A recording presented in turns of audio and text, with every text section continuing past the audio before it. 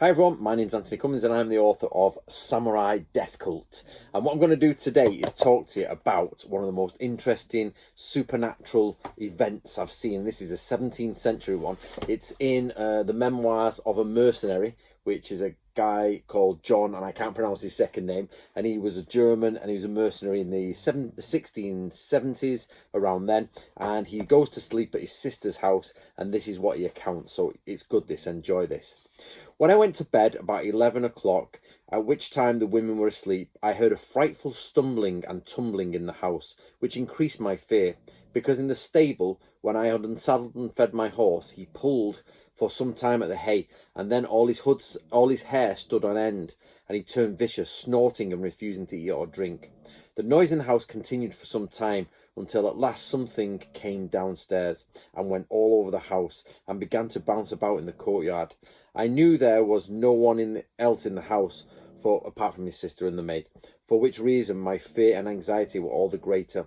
From the courtyard it came straight into the kitchen, and to judge by the clatter in the stove, it seemed as though it were lighting a fire. I was sweating with anguish and did not know what to do. Meanwhile the lamps had gone out. I called and shouted to make the women, sister and maid, to wake the women's sister, but there was no reply. At last it came out of the kitchen and went past the door of the living room towards the front door, by which it went out violently, banging the same behind it. I could hear it scratching at the door of the living room, as though unable to find the latch.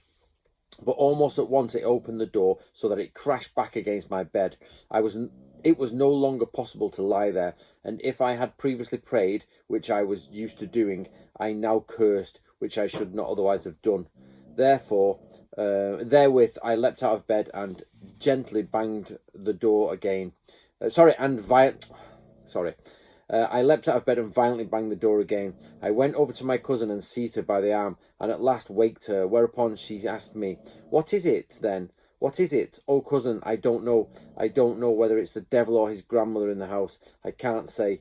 And who would not have been afraid if at midnight, without a light, a ghost were thus to burst open the door and snuffle over him like an ox, even if he had been the bravest man in the world."